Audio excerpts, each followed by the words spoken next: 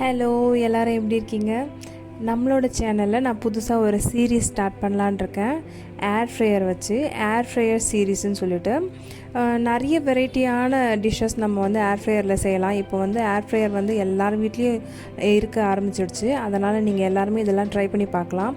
நிறைய பேருக்கு ஏர் ஃப்ரையரில் என்னென்ன பண்ணணும், என்னென்ன பண்ணக்கூடாதுன்னு தெரியாது. அதை பற்றிலாம் நம்ம இனிமேல் வர வீடியோஸில் தெரிஞ்சுக்கலாம்.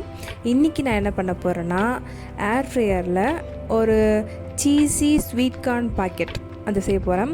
அது வந்து பேர் உங்களுக்கு டிஃப்ரெண்ட்டாக இருக்கும், ஆனால் நம்ம இப்படி கூட சொல்லிக்கலாம், ஒரு சீஸி ஸ்வீட் கார்ன் சமோசான்னு சொல்லிக்கலாம். சமோசானாலே நம்ம எண்ணெயில் தான் ஃப்ரை பண்ணுவோம். எண்ணெய் இல்லாமல் ஏர் ஃப்ரையரில் எப்படி செய்யலான்னு சொல்லிட்டு நம்ம இந்த வீடியோவில் பார்க்கலாம். அதுக்கு தேவையானது காய்கறிகள் நான் எடுத்துக்கிட்டேன். எனக்கு பிடிச்ச காய்கறிகள்லாம் எடுத்துக்கிட்டேன்.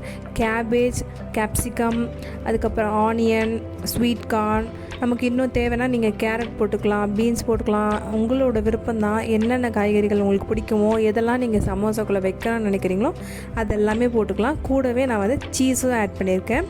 சீஸ் ஆட் பண்ணிவிட்டு அதுக்கு வந்து சீசனிங்க்கு சில்லி ஃப்ளேக்ஸ், பீஸாவுக்கு போடுவோம் இல்லையா, ஆரிகனோ, அந்த மாதிரி சீசனிங் பண்ணிக்கலாம். நீங்கள் சில்லி பவுடர், க்ரீன் சில்லி எது வேணால் சேர்த்துக்கலாம், நம்ம இஷ்டம்தான். நான் எல்லாமே ஆட் பண்ணி நல்லா மிக்ஸ் பண்ணிவிட்டு, சமோசா செய்கிறதுக்குனே வந்து ஷீட்ஸ் இப்போ அவைலபிளாக இருக்குது ரெடிமேடாக. நம்ம வீட்லேயே கூட செய்யலாம். மைதா மாவு, கோதுமை மாவு இதை மாதிரி வச்சு செய்யலாம். நான் வந்து இன்றைக்கி ஷீட்ஸ் எடுத்திருக்கேன்.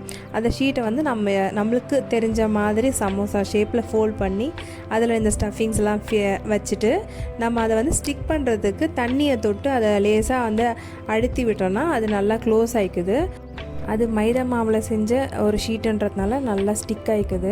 அதுக்கப்புறம் நான் ஏர் ஃப்ரையரோட அந்த பவுல் எடுத்துகிட்டு வந்துட்டேன். அதில் வந்து இந்த மாதிரி ஒரு பிளேட் இருக்கும். அந்த பிளேட்டை வச்சுட்டு நம்ம டேரெக்டாகவும் வைக்கலாம். ஆனால் நான் யூஸ்வலாக அந்த மாதிரி பண்ணுறதில்ல.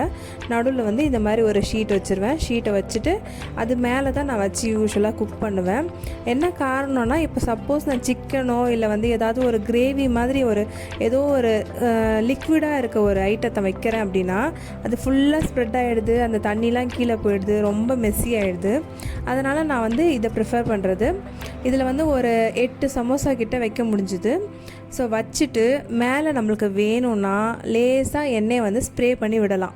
நான் வந்து இன்றைக்கி எதுவுமே பண்ணலை. எதுவுமே பண்ணாமல் எப்படி வருது, எண்ணெயே இல்லாமல் எப்படி வருதுன்னு ட்ரை பண்ணலாம் தான் நான் வந்து இன்றைக்கி ட்ரை பண்ணியிருக்கேன்.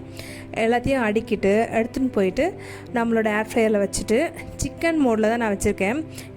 அது வந்து 180 டிகிரி செல்சியஸ் காமிக்குது 15 மினிட்ஸு. ஸோ அதை ஃபிக்ஸ் பண்ணிவிட்டு ஆன் பண்ணி விட்டுட்டேன். 15 மினிட்ஸ் கழித்து நம்மளோட சமோசா ரெடி ஆகிடும். அதுக்கு நடுவில் மிடில் ஒரு ஹாஃப் தான். இப்போ நான் ஷீட் வச்சுட்டதுனால அடியிலேருந்து வந்து உங்களுக்கு ஹீட் வந்து அந்த சமோசா மேலே படுறதுக்கு வாய்ப்பு இல்லை. அதனால் நான் என்ன பண்ணுவேன், ஒரு ஹாஃப் ஆஃப் த டைம் ஆனதுக்கப்புறம் ஓப்பன் பண்ணி அந்த சமோசாவை திருப்பி வச்சுருவேன். மேல் பகுதியெல்லாம் வெந்ததுக்கப்புறம் அதை திருப்பி வச்சுட்டோன்னா இன்னும் ஒரு 10 மினிட்ஸ் 5 மினிட்ஸில் அந்த 2 பக்கமும் வெந்துடும். வெந்ததுக்கப்புறம் இப்படி தான் இருக்குது நம்மளோட சமோசா. நீங்கள் இதையே வந்து ஆயிலில் ஃப்ரை பண்ணிங்கன்னா பார்க்குறதுக்கு வேறு மாதிரி இருக்கும். சின்ன சின்ன பபுள்ஸாக இருக்கும், கோல்டன் கலரில் வரும். இது ஏர் ஃப்ரையரில் செஞ்சது வித்தவுட் ஆயிலில் செஞ்சதுனால இது மைதா மாவு அதுவும் இல்லாமல், அதனால் வந்து இந்த கலரில் வந்திருக்கு. ஆனால் கிறிஸ்பினஸ் சூப்பராக இருந்தது. டேஸ்ட்டும் ரொம்ப நல்லா இருந்தது. கண்டிப்பாக ட்ரை பண்ணுங்கள். நெக்ஸ்ட் வீடியோவில் பார்க்கலாம். பாய்.